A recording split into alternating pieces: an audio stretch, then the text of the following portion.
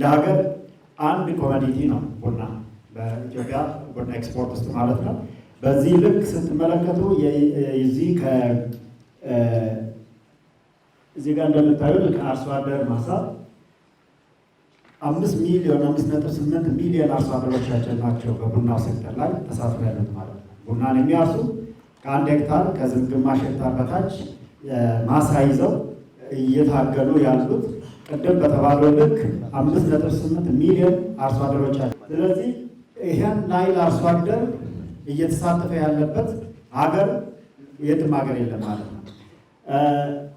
ከ30 ሚሊዮን በላይ የሚሆኑ ዜጎቻችን በቀጥታ በተዘዋዋሪ ምርታቸውን ላይቭሊሁዳቸውን መኖሯቸውን ቡና ላይ ነው ያደረጉት ማለት ነው። ከተከላ ጀምሮ እስከ ኤክስፖርቱ ድረስ የሰንሰለቱን ተከትሎ በዚህ ዙሪያ ላይ የሚሰራ በዕለት ዕለት ኑሮውን በዚህ መተዳደሪያ ያደረገው ከ30 ሚሊዮን በላይ ዜጎቻችን ሙሉ በሙሉ በቡና ላይ በአንድ ሴክተር ላይ ዲፔንድ ያደረጉት ናቸው ማለት ነው። ከሀገራዊ ከጂዲፒ አንጻር አንድ ቡና ብቻ 4% ኮንትሪቢዩት እያደረገ ነው ያለው ማለት ነው። ስለዚህ አምና 2.65 ቢሊዮን ስናገኝ የጂዲፒያችንን 4% ኮንትሪቢዩት ያደረገው ወይ ደግሞ ድርሻ ያለው ቡና ነው ማለት ነው። ይሄንን በልጥ ማሳደግ ከቻለ ምን ያህል ሀገራዊ ጂዲፒያችን ላይ በጣም ኮንትሪቢዩት ማድረግ የሚችልበት ድርሻው እጅግ ከፍ የሚልበት ሁኔታ ይኖራል ማለት ነው።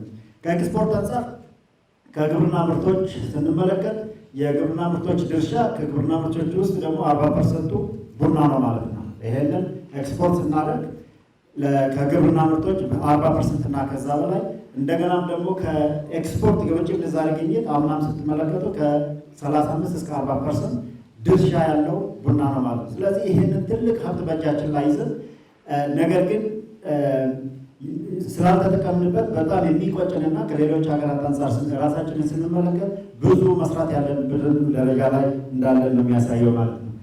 ቅድም ክቡር ሚኒስቴር ባስቀመጡ መሰረት ምርታማነታችን አንደኛ ከዚህ በፊት የነበሩ ፓኬጆቻችንን ስንመለከት 2 ሜትር በ2 ሜትር ስለዚህ በአንድ ሄክታር ላይ 2500 እግር ቡና ነው።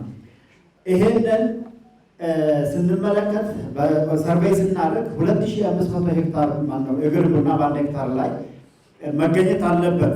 ነገር ግን ስንመለከት በአቭሬጅ እስካሁን በቡናችን በአንድ ሄክታር ላይ ያለው 1600 እግር ነው። 1600 እግር። ስለዚህ በዚህ ያለ በኢትዮጵያ ውስጥ በጣም ተዝናንቶ የሚኖር መሬት ካለው መርሻ ካለ የቡና ማሳ ነው። የቡና ማሳ 1 ሄክታር ላይ 1600 እግር ቡና ይዞ ነው ማለት ነው ያለው። እዚህ ጋር ስትመለከቱት ከምርታማነት አንጻር አሁን ከፍ እያለ ነው። ባለፉት 5 ዓመታት ከግሪን ሌጋሲ ጋር ተያይዞ በጣም እየጨመረ የመጣበት ሁኔታ አለ። የዛሬ 5 ዓመት 6 ኩንታል በሄክታር ነው የነበረው። ዛሬ ላይ ግን ወደ 9 ኩንታል 10 ኩንታል ከፍ የሚልበት ሁኔታ ላይ ደርሷል። ከምርታማነት አንጻር ከምርት አንጻር 500,000 ሜትሪክ ቶን የነበረው የዛሬ 5 ዓመት ዛሬ 1.5 እና ከዛ በላይ ሚሊዮን ሜትሪክ ቶን ደርሷል። ኤክስፖርታችን ከዛሬ 5 ዓመት በፊት ማክሲማም 200,000 ሜትሪክ ቶን የደረሰው ዛሬ ላይ ወደ 500,000 ሜትሪክ ቶን ከፍ አድርገናል ማለት ነው። ውጭ ምንዛሪ ግኝት የዛሬ 5 ዓመት 600 ሚሊዮን የነበረው ዛሬ ቅድም ክቡር ሚኒስቴር እንግዲህ ዲስክሎዝ እያደረጉ ያሉበት ሁኔታ አለ። ወደ 3 ቢሊዮን የተቃረበበት 5 እጥፍ የመጣበት ሁኔታ ስላለ ይሄንን የበልጥ ማስቀጠልና የተሻለ ምርጥ የተሻለ ገቢ ማግኘት የሚችልበት እድል እጅግ በጣም ሰፊ ስለሆነ ይሄንን ሀብት ይዘን መስራት እንደምንችል በጣም ብዙ እድሎች አሉ ማለት ነው። ይሄን አሁን የቡና ምርታማነትን ስንመለከት ግራፉን ስትመለከቱ ብዙም ቀና ያለበት ሁኔታ የለም። ስለዚህ ከፍ ማድረግ የምንችልበት ከ7.5 ወደ 9.4 ያደገበትን ፍጥነት እሱን ይዘን ይበልጥ ማስቀጠል የምንችልበት በሚቀጥሉት 5 ዓመታት በጣም ከሰራን 2 ኩንታል ወይም 2 ሜትሪክ ቶን ከ1 ሄክታር ማግኘት እንችላለን። ይሄንን ለማድረግ ደግሞ ቅድም የተዘረዘሩት ኢኒሼቲቮችን እንዴት አድርገን አስተካክለን እነዚህን ይዘን መሄድ እንችላለን የሚለው በዋናነት የዛሬ የመወያያ አጀንዳችን ነው የሚሆነው ማለት ነው። ክቡር ሚኒስትር ቅድም አስቀምጧል። የኢትዮጵያን የምርታማነት ሁኔታ ስንመለከት ከቪየትናም ጋር፣ ከብራዚል ጋር፣ ከኮሎምቢያ ጋር፣ ከሌሎች ሀገራት ጋር ስንመለከት በአማካይ የዓለም ምርታማነት አማካይ 1.5 ወይ ደግሞ 15 ኩንታል በሄክታር ነው። የኛ ወደ 10 ኩንታል ወይ 9.4 አካባቢ ደርሷል። የብራዚል የቪየትናም ከኛ የሚሻሉበት በዋናነት ከአንድ ፕላንት ወይም ከአንድ እግር ቡና የምናገኘው የምርት መጠን ማነስ ሳይሆን እኛ ጋር በአንድ ሄክታር ላይ ያለው የእግር ብዛት ከብራዚልም ከቪየትናምም እጅግ በጣም አናሳ ስለሆነ ያንን ካስተካከልን ከነሱ በላይ የእኛ ምርት ሊያድግ ይችላል ማለት ነው።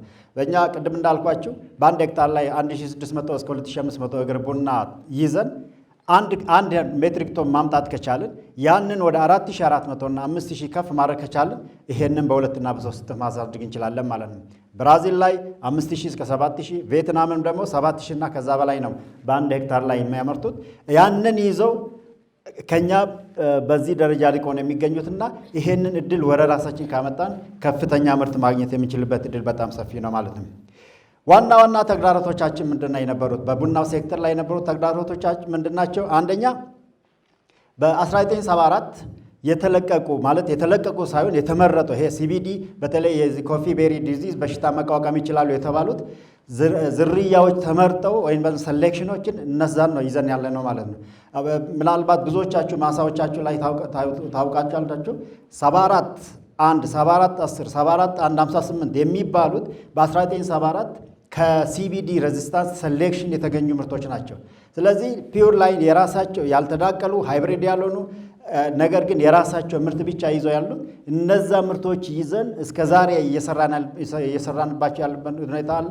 በዛ ልክ ይሄን ማሳደግ የምንችለው ከአዳዲስ የወጡ ቴክኖሎጂዎች አሉ። በጅማ ግብርና ምርምር፣ በመቻራ፣ በሌሎችም በኦሮሚያም በፌደራልም የተለቀቁ ዝርያዎች አሉ። እነሱ ወደ ምርት ማስገባት ከቻልን ቀደም ክቡር ሚኒስቴር ባስቀመጡት በቲሹ ካልቸር አባስተን እነዛ ማስገባት ከቻልን የተሻለ ስራ ማግኘት እንችላለን፣ የተሻለ ምርት ማምጣት እንችላለን ማለት ነው። ቡናም በዛው ልክ ነው ማለት ነው። ማሳ ላይ አንዴ ከተተከለ ምንም አይነት እንክብካቤ አይደረግለትም። እንደገናም ደግሞ አይገረዝም። በዛ ልክ በመሰላል ሰዎች ወጥተው ምርቱን የሚለቃቅሙበት ሁኔታ ነው ያለው ማለት ነው። ይሄ በቡና አመራረት ስርዓት ውስጥ እጅግ በጣም ኋላ የቀረ የሆነና መስተካከል ያለበት ከዛሬ 3 እና 4 ዓመት በፊት ስለ ጉንደላ ሞቢላይዜሽን ስናካሄድ ብዙዎቹ ሬዚስታንስ ሲያደርጉ ሲቃወሙ ነው የነበረው። በኋላ ሞዴል አርሶ አደሮችን ይዘን በዛ ልክ መስራት ስንጀምር አሁን ላይ ስለ ቡና ጉንደላ ምንም አይነት የመድረክ ላይ ማዘጋጀት ንቅናቄ መፍጠር አቁመናል ማለት ነው። ምክንያቱም ብዙዎቹ ምርቶቻቸውን 5 እጥፍ 4 እጥፍ 3 እጥፍ ያገኙበት ሁኔታ ስላለ ወደ ሲዳማ ወደ ጌዲዮ አካባቢ ያሉት አርሶ አደሮቻችን ከ6 ሄክታር ከ6 ኩንታል ወደ 20 ኩንታል ከፍ ያደረጉበት ሁኔታ በዋናነት ያረጁ ቡናዎችን በመጎንደል በአዲስ ኃይል ወደ ልማቱ እንዲገባ የተደረገበት ሁኔታ ነው ማለት ነው። ስለዚህ ይሄንን ማስቀጠል ከቻልን በዘመናዊ መልኩ ማስቀጠል ከቻልን ምርትና ምርታማነታችን በአጭር ጊዜ ውስጥ ማደግ የሚችልበት ሁኔታ አለ። ይሄንን አንዱ መሰረታዊ ችግር የነበረው ነው ማለት ነው። ሌላው በቂ የሆነ የአግሮኖሚክ ማኔጅመንት ወይም ደግሞ የእንክብካቤ እያደረግንለት አይደለም ማለት ነው። ስለዚህ ምን ያህል ውሃ ነው የሚያስፈልገው፣ ምን ያህል ጥላ ነው የሚያስፈልገው፣ ምን ያህል ማዳበሪያ ነው የሚያስፈልገው፣ ምን ያህል ኮምፖስት ነው የሚያስፈልገው፣ በዛ ልክ እየተተገበርን ስላልሆነ ይሄንን ከቡናው የምንጠብቀው ምርት በዛ ልክ ማግኘት አልቻልንምና ይሄንንም አስተካክለን ልንሄድበት የሚችልበት አንዱ ይሄ ነው ማለት ነው። ሌላው በሀገራችን ደረጃ እስካሁን ቡናን በመስኖ እያለማን ያለንበት ሁኔታ ምንም አይነት አልነበረም። በጥላ ስር ነው ያለው። ስለዚህ ከጥላ ዛፍ የሚያገኘውን ያንን የአየር ንብረት ሞዴሬት የሚያደርግበት ሁኔታ አለ። ያንን በዛ ልክ ነው ፕላንት ወይም ደግሞ ቡናው እያደገ ያለው ወይም ምርት እየሰጠ ያለው ማለት ነው። አሁን በአዳዲስ መልክ እንደነ ብራዚል እንደነ ቪየትናም በመስኖ የማልማቱ ስራ በቀርጫሽም የተጀመረ አለ፣ በሆራይዞንም የተጀመሩበት ሁኔታዎች አሉና ይሄንን ማስፋት ከቻልን የምናገኘው የምርት መጠን እጅግ በጣም ከፍ ሊል የሚችልበት ሁኔታ ስላለ የመስኖ አጠቃቀም ስርዓታችንን ማስተካከል የግድ አስፈላጊ ነው ማለት ነው። ሌላ እንደ ሀገር በጣም እየተቸገርንበት ያለው አንዱ ኢትዮጵያ የምታመርተው የምርት አይነት አረቢካ ቡና ነው። አረቢካ ቡና ደግሞ በአየር ንብረት ለውጥ ላይ በጣም ሰንሲቲቭ ስለሆነ አንድ ቴምፕሬቸር በጨመረ ቁጥር ቡና ከሎውላንድ ወደ ሃይላንድ ሙቭ እያደረገ ነው የሚሄደው ማለት ነው። ከቆላማ ወደ ደጋ እየሄደ ነው የምናገኘው ማለት ነው። ያ ማለት ምን ማለት ነው? ደጋ አካባቢ ላይ በጣም ብዙ ሰዎች ስላሉ ቡናን ከቆላ አውጥተን ደጋ ላይ ማልማት የምንችልበት ደረጃ ላይ አይደለንም እንደ ኢትዮጵያ ማለት ነው። ስለዚህ እዛው ላይ መንቴን አድርገን ማስቆም የምንችለው አንድ ይሄንን የአየር ንብረት ለውጡን መቋቋም የሚችል ዝርያ መጠቀም፣ ሁለተኛ እዛው ላይ የሼር ማኔጅመንታችንን የጥላ ማኔጅመንታችንን እዛው ላይ ማስተካከል ግድ ያስፈልጋል። የኢትዮጵያን ቡና በጣም ሊጎዱ የሚችሉት አንዱ የአየር ንብረት ለውጥ ነው። ሁለተኛው የዓለም አቀፍ ገበያ መዋዠቅ ነው ማለት ነው። እነዚህ ሁለቱ ነገሮች የኢትዮጵያ ቡና እጅግ በጣም ጠላት የሆኑ መስተካከል ያሉባቸው ስትራቴጂዎችን ቀርጸን እንዴት ማስተካከል የምንችልበት ሁኔታ ላይ በደንብ መሰራት መቻል አለበት።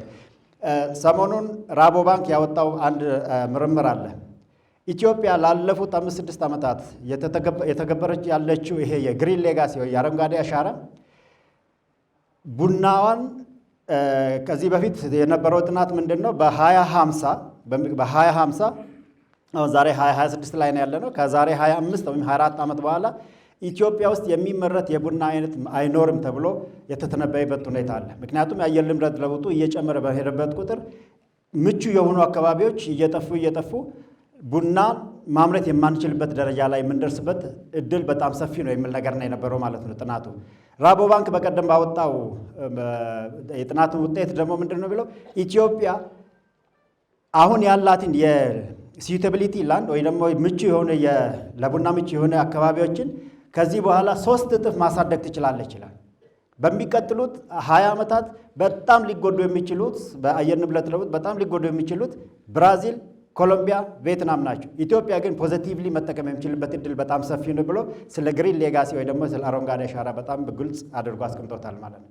ስለዚህ ይሄ የአየር ንብረት ለውጥ እየመጣ ያለውን በተለይ ቡና ላይ እያስከተለ ያለውን ማስቆም የሚችልበት ሁኔታ አለ። አረቢካ ቡና ስለሆነ የምናመርተው ሙሉ በሙሉ በአየር ንብረት ለውጥ በጣም ሊጎዳ የሚችል የምርት አይነት ስለሆነ ይህንን መንከባከብ ግድ አስፈላጊ ነው ማለት ነው። ሌላው ገበያና የጥራት ክፍተቶች ነበሩ። እሱን እንግዲህ ብዙ ጊዜ ስንነጋገርበት የነበረ ስለሆነ እነዚህ እዚህ ጋር የተዘረዘሩት ዋና ዋና ተግዳሮቶች የኢትዮጵያን ቡና አንቆ የያዙ ቡናው ከፍ እንዳይል እንዳያድግ የተሻለ ገቢ ማግኘት እንዳንችል ሲያደርጉን የነበሩ ነገሮች ናቸው ማለት ነው። ስለዚህ እነዚህን ለማስቀረትና ማስተካከል የምንችልባቸው ስትራቴጂ ቀርጸናል። በዋናነት የዚህ ስትራቴጂ ወይ ደግሞ ኢኒሼቲቭ አንደኛ ምርታማነቱ አሁን ካለበት ምርታማነት በ2023 ዛሬ 2018 ላይ ነው ያለነው ከ9 ኩንታል በሄክታር ወደ 21 ኩንታል ከፍ ማድረግ እንችላለን። ስለዚህ ይሄንን መስራት የምንችለው እንግዲህ 2 እጥፍ ማሳደግ የምንችለው አሁን ላይ የተዘረዘሩትን ችግሮች በአግባቡ ማኔጅ ማስተካከል ከቻልን በአግባቡ መተግበር ከቻልን ይሄንን ችግር ማስቀረት እንችላለን ማለት ነው። የቡና ዛፍ ዕድሜን የቡና ፍሬ ጥራትንና ሀብት አጠቃቀምን በአግባቡ ማስተካከልና በዛ ልክ ከሰራን የተሻለ ውጤት ማግኘት እንችላለን ነው። ወደ 3.5 ሚሊዮን የሚሆኑ አርሶ አደሮች አሉ። እነዚህን ማሰልጠን ማብቃት ሂውማን ካፒታል ላይ በደንብ መስራት ይሄንን ካደረግን የተሻለ ስራ መስራት እንችላለን። ወደ 2600 የሚሆኑ ባለሙያዎች አሉ። በእንደዚህ ላይ በጣም በአግባቡ ስልጠና ከሰጠንና ካበቃናቸው ይሄንን መተግበር የሚችልበት እድል እጅግ ሰፊ ነው። 39,000 የሚሆኑ የልማት ባለሙያዎችም አሉ። እነዚህም በቀጥታ ተደራሽ በማድረግ በእውቀት በክህሎት በማሳደግ እነዚህን አሁን የምናስቀምጣቸውን ኢኒሼቲቮች መተግበር እንችላለን። ይሄንን ካደረግን የአርሶ አደርን ህይወት መቀየር እንችላለን። ገቢውን ማስተካከል እንችላለን። ባይዘወይ አርሶ አደሮቻችን ዛሬ ከሚሸጠው ቡና ማክሲማም ኪሳቸው የሚገባው 40% ነው። 40% ነው። ከሌሎች አፍሪካ ሀገራት ከሌሎች የዓለማት ሀገራት አንጻር ስንመለከት ይሄ እጅግ በጣም አናሳ ነው ማለት ነው።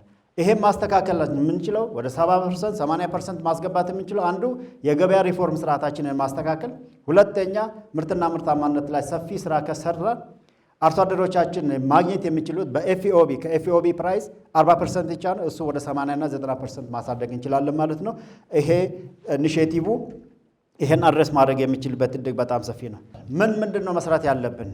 እነዚህ 9 የተባሉ ኢኒሼቲቮች በባለሙያዎች በተለያዩ ፕሮፌሽናሎች ተተችተው በአግባቡ በዚህ ደረጃ የተሰነቁ ናቸውና ይሄን የተሰነዱትን እዚህ ጋር አንድ ምርጥ ዘር ተጠቅመን ምርታማነትን ከፍ ማድረግ የምንችል የአየር ንብረት ለውጥ መቋቋም የሚችል በበሽታ የሚጠቁትን ማስቀረት የምንችል በዛ ልክ ልንሄድበት የሚችልበት ሁኔታ አለ። 2 የተቀናጀ የአፈር ንጥረ ነገር መጠቀም ላይ በደንብ መስራት አለብን። እንግዲህ እንደ ሀገር ቡና አንድ የምንኮራበት ምንድን ነው? የኢትዮጵያ ቡና በተፈጥሮ አረቢካ ኦርጋኒክ ነው ብለን የምንኮራበት። ነገር ግን ኦርጋኒክ ሰርቲፊኬሽን በማግኘት ምን ያህል ፕሪሚየም ፕራይስ እናገኛለን? እናንተ ናችሁ የምታውቁ። በዚህ በኦርጋኒክ ሰርቲፊኬት ብቻ ማክሲማም የምናገኘው 2% ነው ፕሪሚየም ፕራይሳችን፣ 2 ወይ 3%። ያ ግን ምርቱን ጎድተን ምርታማነቱን በመጉዳት የምናገኘው ፕሪሚየም ፕራይስ ምርታማነቱን ጨምረንና ምርቱን ጨምረን ከምናገኘው ጋር ስናነጻጽር የትየለለ ነው ማለት ነው። ስለዚህ ምርትና ምርታማነትን በማሳደግ ከፕሪሚየም ፕራይስ የምናገኘውን 2 እና 3 እጥፍ ከፍ አድርገን ማግኘት የሚችልበት እድል ስላለ ከኦርጋኒክ ኮንሰፕት ወጠን 50% ኦርጋኒክ 50% ደግሞ በተፈጥሮ በሰው ሰራሽ ማዳበሪያዎችን በመጠቀም ያን ምርትና ምርታማነታችን ከፍ ማድረግ የምንችልበት እድል ሰፊ ነው ማለት ነው። እነ ብራዚል፣ እነ ኮሎምቢያ፣ እነ ቪየትናም ሙሉ በሙሉ የሚጠቀሙበት ይሄ የሰው ሰራሽ ማዳበሪያ አንደኛ እጽዋቱ ወይም ቡናው በፍጥነት መጠቀም የሚችልበት እድል በጣም ሰፊ ነው። ኮምፖስት ስንጨምር ኮምፖስቱ ለእጽዋቱ ወይም ደግሞ ለቡናው ዝግጁ የሚሆነው እና ቡናው የሚፈልግበት ጊዜ የተለያየ ነው የሚሆነው ማለት ነው። ቡናው የሚፈልግበት ኒውትሪየንት ወይ ንጥረ ነገር የሚፈልግበት ሰዓት ዛሬ ሆኖ ኮምፖስቱ ግን ራሱን አዘጋጅቶ ገና ዲኮምፖዝድ ሆኖ ለእጽዋቱ የሚበቃው ነገ ከሆነ ይተላለፋሉ ማለት ነው።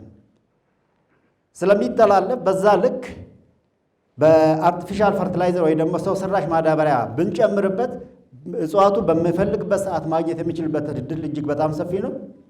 ኮምፖስቱ ደግሞ ሲዘጋጅ ያንን የሚጠቀምበት እድልም በዛ ደረጃ የሚጨምር ስለሚሆን የኮምፖስት አጠቃቀምንና የሰው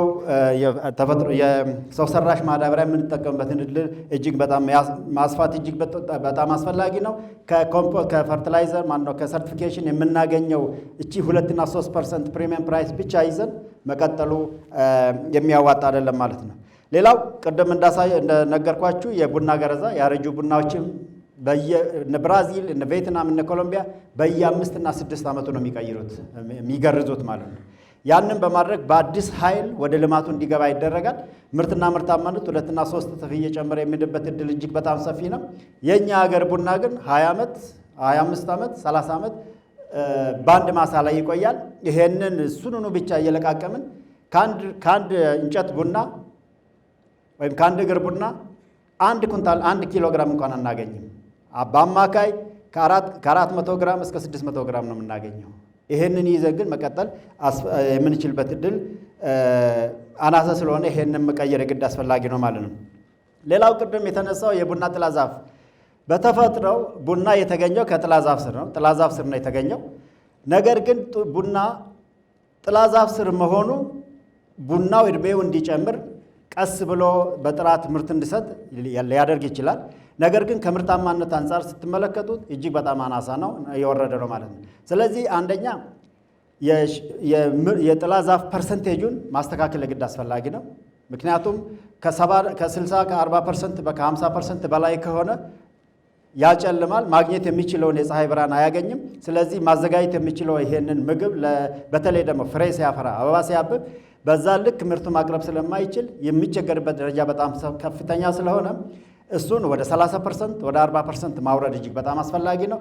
ሲሆን ደግሞ አውጥተን እንግዲህ እንደ ቀርጫንሸን እንደነ ሆራይዞን እያደረጉ ያሉት ምርትና ምርታማነት ስንት እጥፍ ከጥላ ዛፍ ስር ከሚመረተው ስንት እጥፍ ማግኘት የሚችልበት እድል በጣም ሰፊ ስለሆነ ያንን አግባብ መጠቀም ያስፈልጋል። ይሄንንም ሼድ ማኔጅመንቱ ላይ የግድ በኢኒሼቲቭ እና በፓኬጅ የምንሄድበት ነው የሚሆነው ማለት ነው። ሌላው የተቀናጀ የመስኖና የአፈር ማዳበሪያ አጠቃቀም ላይ ይሄ እንግዲህ ለመጀመሪያ ጊዜ አርሶ አደሮች ማሳ ላይ መስራት የግድ አስፈላጊ ነው። የትኛውም አርሶ አደር እስካሁን ኤክሰርሳይዝ አላደረገም። ይሄንን ማስቀጠልና ወደዚህ ደረጃ ማምጣት እጅግ በጣም አስፈላጊ ስለሆነ ይሄንን እንደ አንድ ኢኒሼቲቭ ተይዟል ማለት ነው። ሌላው በጣም የምንቸገርበት ቅድም ክቡር ሚኒስቴር ሲያስቀምጡ የነበረው አንድ ቡና ማሳ ላይ ወይም የቡና ፍሬ በቡናው ላይ ደረጃ 5 ደረጃ 4 ደረጃ 3 ዩጂ የሚሆንበት ምንም አይነት እድል የለም። ቡና ከተለቀመ በኋላ የሚበላሸው ደረጃ 1 መውጣት ሲገባው ደረጃ 5 የሚወጣው ደረጃ 2 መውጣት ሲገባው ዩጂ የሚወጣው ድህረ ምርቱ ላይ ያሉት ችግሮች ናቸው ማለት ነው። ስለዚህ ቡናው እዛው ዛፉ ላይ ያለ ደረጃቸው የተሻለ ደረጃ 1 መሆን የሚችልበት እድል በጣም ሰፊ ነው። ነገር ግን ድህረ ምርቱ ላይ ያሉት ችግሮች አለቃቀም ላይ፣ አደራረቅ ላይ፣ ፕሮሰስ ማድረጊያ ላይ ያሉት ችግሮች የቡናውን ደረጃ ወደ ደረጃ 5 እና ዩጂ ሊያወርዱት ይችላሉ። ቡና በባህሪው ሽታ የመሳብ ሞይስቸር የመሳብ ሌሎች ነገሮችን የመሳብ እድሉ እጅግ በጣም ሰፊ ነው። ይሄንን ትልቅ የሆነ ለውጥ ማስቀረት የምንችለው በድህረ ምርቱ ላይ ያሉትን ችግሮች በአግባቡ መከታተል ከቻልን የቡና ጥራት አጠባበቅ ላይ በጣም ሰፊ ስራ መስራት እንችላለን። ይሄ የነቀምት ዲክላሬሽን ላይ በተደረገው ኢንተርቬንሽን ዛሬ ላይ ከዚህ በፊት የነበረው የኮመርሻል የሚባለው ቡና ደረጃ 4 እና 5 የሚባሉት ፐርሰንቴጆቻቸውን ዘንድሮ ቀንሰን ወደ ደረጃ 1 ደረጃ 2 እና ወደ ስፔሻሊቲ ከፍ በማድረጋችን ዘንድሮ የዓለም አቀፍ ቡና ዋጋ በዚህ ልክ ወርዶ ኢትዮጵያ ሰርቫይቭ ማድረግ አትችልም ነበር። አምና 1 ቶን ቡና $6000 ነበር በአማካይ ሲሸጥ የነበረው። ዛሬ እንደ ዓለም አቀፍ ቡና 30 እና 40% ወርዶ የኢትዮጵያ ቡና $7500 ነው በቶን አመቱን ሙሉ የከረመው ማለት ነው። ያ ማለት ምን ማለት ነው? በጥራት ላይ በተሰራው ስራ ዓለም አቀፍ ገበያ ላይ የሚዋጅቀውን ይህንን ቡና መቋቋም የሚችል የቡና አይነት እያቀረብን ስለሆነ $7500 በቶን እየሸጥን ያለንበት ሁኔታ አለ። በ30% ወርዶ በዛ ልክ ብናሰላው የኢትዮጵያ ቡና ዛሬ ከ6000 በ30% ቀንሰው ወደ 4500 አካባቢ ነበር የሚሸጠው። ዛሬ ግን 7500 ዛሬ ላይ ወደ 2.9 ቢሊዮን አካባቢ ላይ ደርሰናል። በሚቀጥለው አንድ ሳምንት 3 ቢሊዮን መግባት የምንችልበት እድል በጣም ሰፊ ነው። ይሄ እንደ አንድ ስትራቴጂ ጥራት ላይ በአግባቡ ከተሰራ የተሻለ ገቢ ማግኘት የምንችልበት እድል አለ። ሌላው ይሄ የቡና እደሳና ዘመናዊ ይሄ መካናይዜሽን ላይ በአግሬሲቭሊ መግባት መቻል አለብንና ይሄንን ማድረግ ከቻልን ኢትዮጵያ ያላትን እድል በአግባቡ መጠቀምና ቡና ላይ የሚሰራው ስራ የሀገሪቷን ታሪክ መቀየር የሚችል እድል በጣም ሰፊ መሆኑን መገንዘብ ይቻላል ማለት ነው። ስለዚህ እያንዳንዳቸውን ብሪፍ ሊሄድባቸዋለሁ። የቡና ምርጥ ዘርም ከመጠቀም አንጻር በምርምር የተለቀቁ በጣም ብዙ ቡና ዝርያዎች አሉ። ለደጋ፣ ለቆላ፣ ለወይና ደጋ ተብሎ የተለዩ እነዚህን አባስተን በቲሹ ካልቸርም ለአርሶ አደሮቻችን ተደራሽ እናደርጋለን። በፓኬጆቻችን በዚህ ልክ እናስተምራለን። ይሄንን ግብአት ደግሞ በአግባቡ ካቀረብን የአየር ንብረት መቋቋም የሚችሉ የተለያዩ በሽታዎች መቋቋም የሚችሉ ምርትና ምርታማነታቸው እጅግ ከፍ ያለ እነዚህን ዝርያዎች አባስተን ለአርሶ አደር ተደራሽ እናደርጋለን።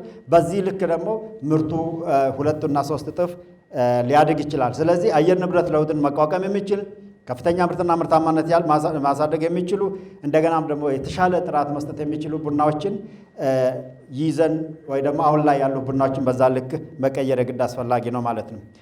እዚህንን አንድ ባንድ አልሄድባቸውም። በጣም ብዙ ዝርያዎች እንዳሉ ለማሳየት ነው ቴብሉን እዚህ ጋር ያቀረብናቸው።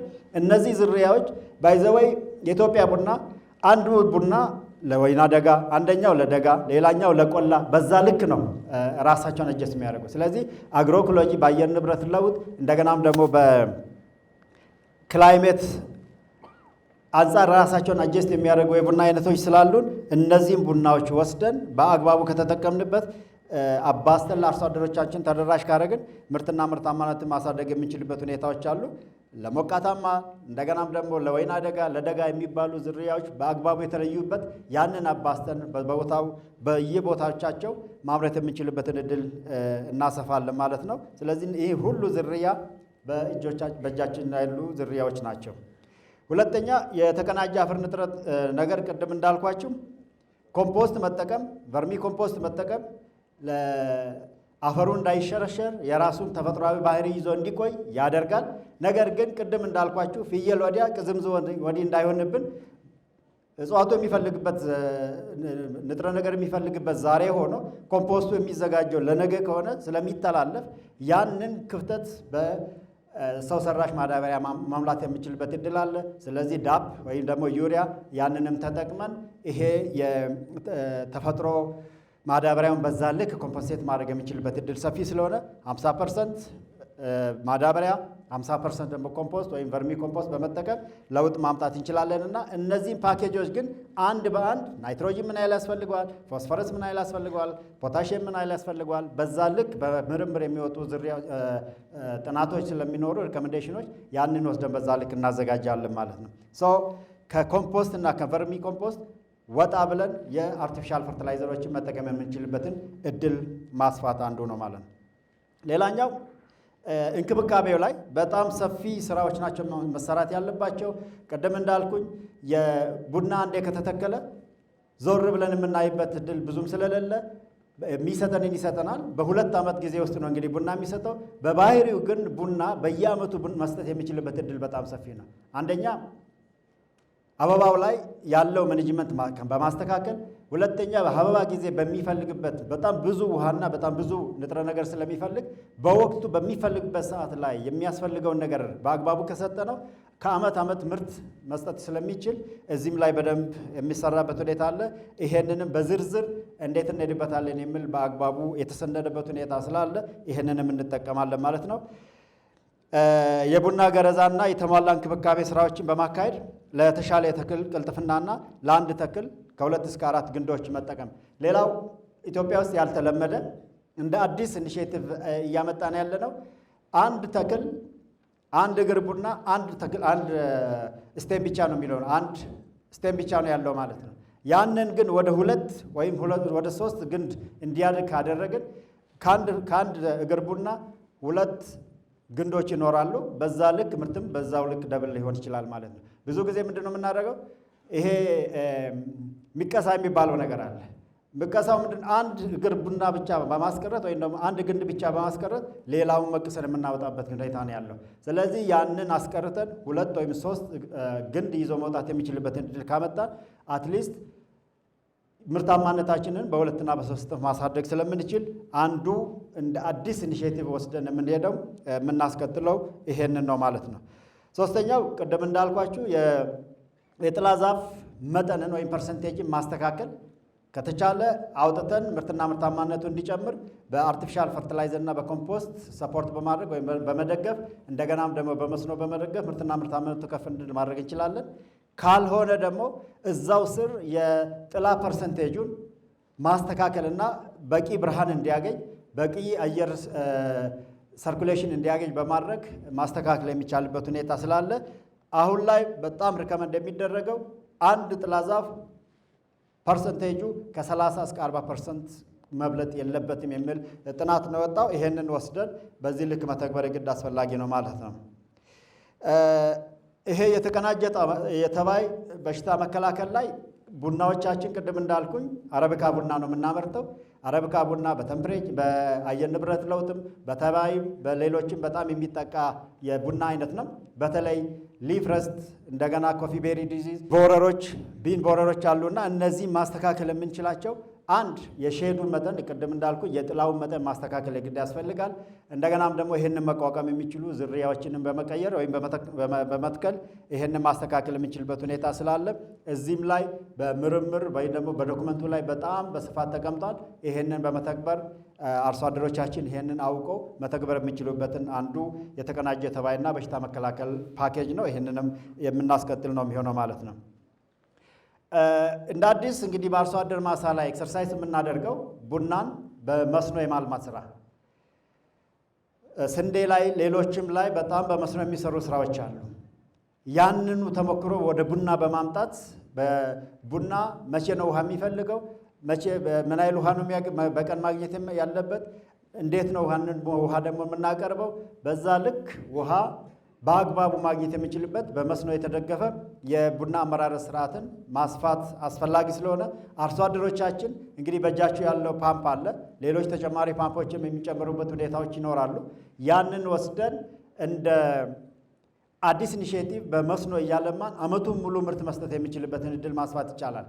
ቀርጫንሼ ሄዳችሁ አይታችሁ ከሆነ በመስኖ ስለሆነ የሚለማው ከታች ፍሬ ይሰጣል፣ ከላይ ደግሞ ያብባል። ስለዚህ በዓመት ሙሉ ውሃ እያገኘ ስለሚሄድ በዓመት 2 የሚሰጥበት እድል እጅግ በጣም ሰፊ ስለሆነ ይሄንን ለማስቀጠል በመስኖ የማልማት ስራ ላይ ትኩረት አድርገን መስራት አንዱ ኢኒሼቲቫችን ነው ማለት ነው።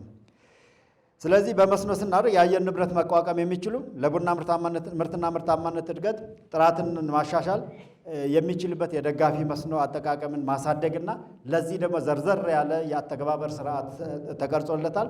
ይህንን ወስደን ተግባራዊ ካደረግን የተሻለ ምርት፣ የተሻለ ምርታማነት፣ ጥራቱ የተሻለ ቡና ለገበያ ማቅረብ የሚችልበት እድል ሰፊ ነው ማለት ነው።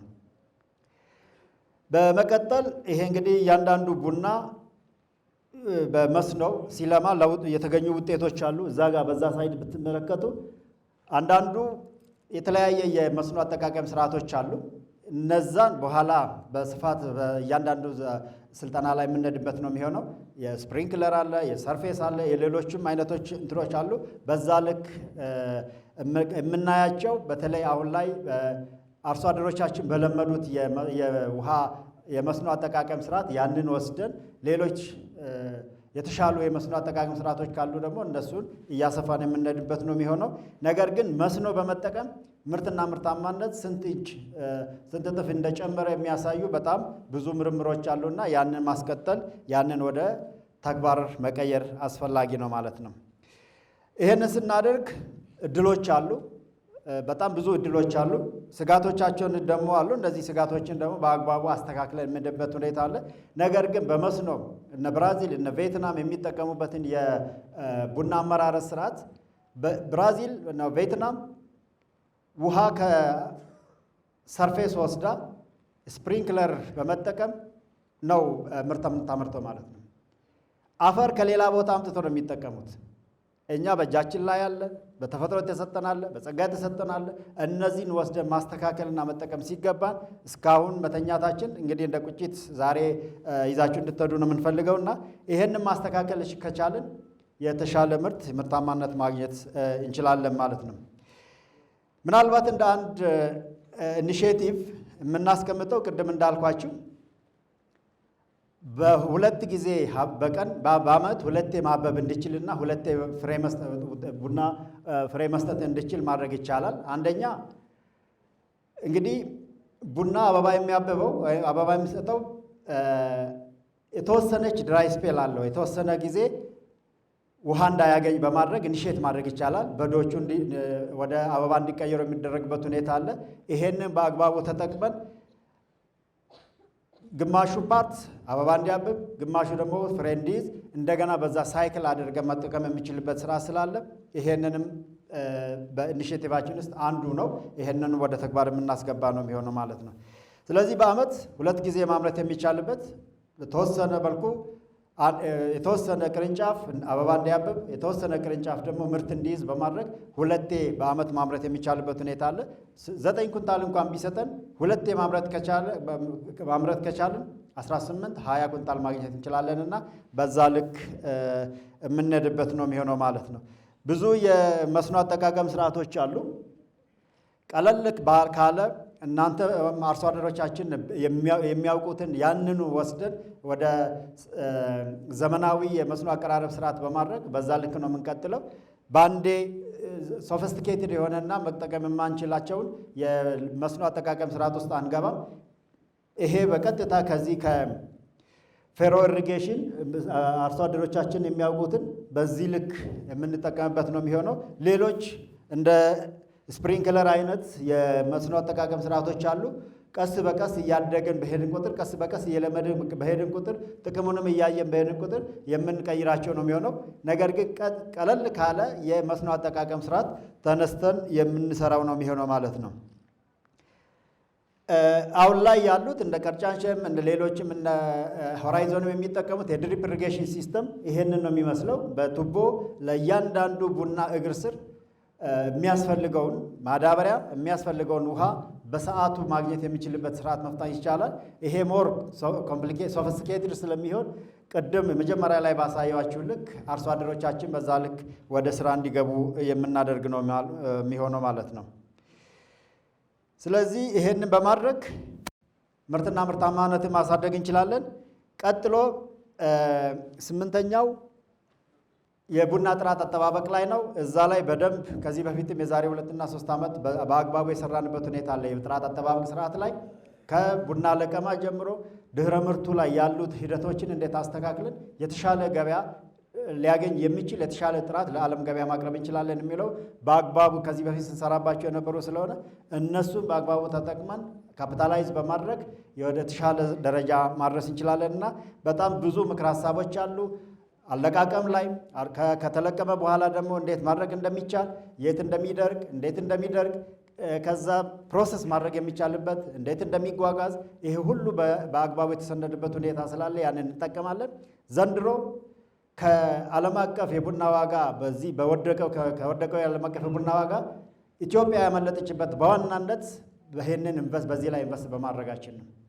ይሄንን ማስቀጠልና ማስፋት እጅግ በጣም አስፈላጊ ነው። የተሻሉ ቡናዎችን ለዓለም ገበያ በማቅረብ የተሻለ ገበያ ማግኘት፣ ኮመርሻል በተለይ እነዚህ ዩጂ እና ደረጃ 5 የሚባሉ ቡናዎች ላይ በአግባቡ መስራት፣ ወደ ተሻለ ደረጃ ማሳደግ፣ በአንድ ቶን የምናገኘውን የውጭ ምንዛሪ ግኝታችንን ከፍ ማድረግ እንችላለን ማለት ነው።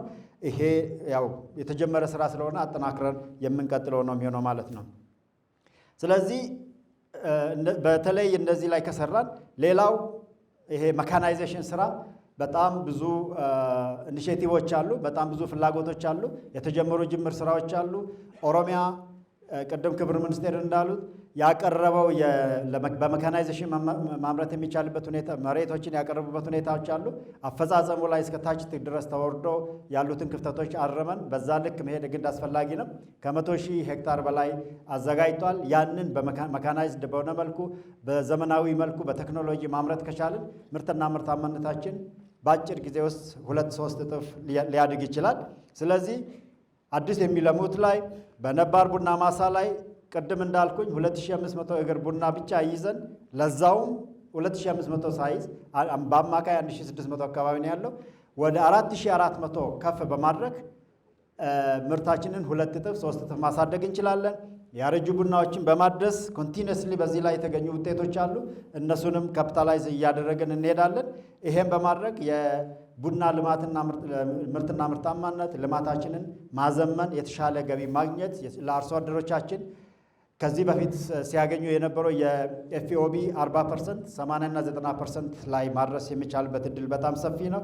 እነዚህም በአግባቡ ወደ መሬት ካወረድንና ሁላችንም ተያይዘን ስራውን በዚህ ልክ ከሰራን እርግጠኛ ነኝ መኖኝ በአጭር ጊዜ ውስጥ ማስተካከል የምንችልበት ሁኔታዎች አሉ። እንደ ተቋም ግብርና ሚኒስቴርም ሌሎችም የክልል ግብርና ቢሮዎችን ቡናና ሻይ ባለስልጣናትን ይዘን አቅም ግንባታ ላይ በጣም በስፋት እንሰራለን። አሁን ላይ ኦሮሚያዎች አርሶ አደሩ ድረስ እያደረሱ ነው ያሉት። ይሄንን ከፍ በማድረግ በመከታተል እስኪል ላይ በመስራት በተለይ ክህሎት ላይ በመስራት ልዩነቶችን ማምጣት እንችላለን እና ይሄንን እናደርጋለን። የአርሶ አደሮች ትምህርት ቤት፣ የክለስተር ፋርሚንግ በዚህ ዙሪያ ላይ በጣም በስፋት የምንሄድበት ነው የሚሆነው ማለት ነው። እነዚህም በተግባር ማሳካት ከቻልን በአጭር ጊዜ ውስጥ የኢትዮጵያ ቡና በታሪክ ከሌሎች ቡና አምራች ሀገራት የሚበልጥበት እድል ሰፊ ነው። እጅግ በጣም አመሰግናቸዋለሁ።